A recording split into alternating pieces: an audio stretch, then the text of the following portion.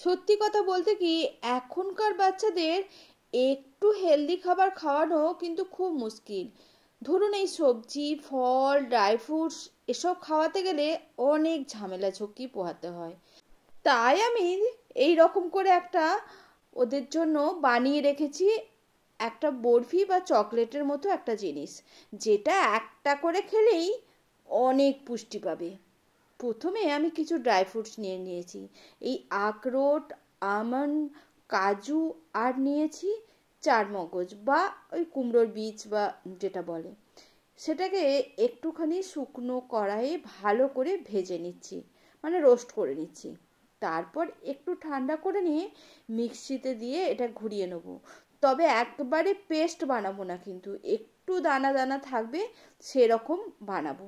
ঠিক এরকম, মানে আধ ভাঙা আধ ভাঙা করে নিয়েছি। এবার এটাকে আমি বাটির মধ্যে নিয়ে নিচ্ছি। এটা কিন্তু এতটা হেলদি হয় যে এক পিস খেলেই যথেষ্ট, বেশি আবার খাওয়া যাবে না। এবারে ওটাকে বাটির মধ্যে রেখেছি, আরও কিছু ফ্রুটস নিয়ে নিচ্ছি, যেমন খেজুর।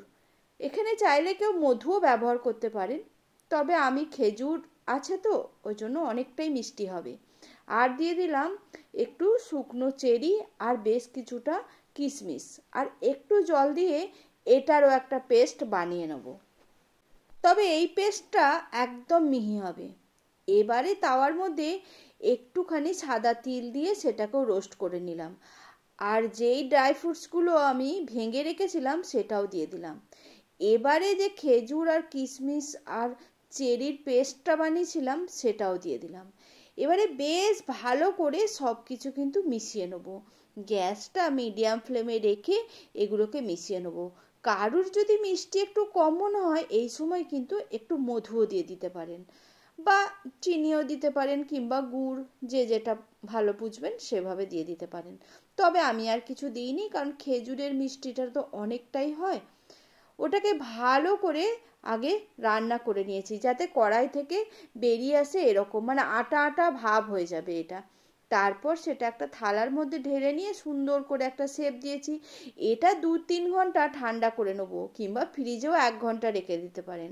আমি 3 ঘন্টা রেখে দিয়েছিলাম এমনি নর্মাল টেম্পারেচারে, এখন তো ঠান্ডা, তাই এটা খুব ভালো জমে গেছে।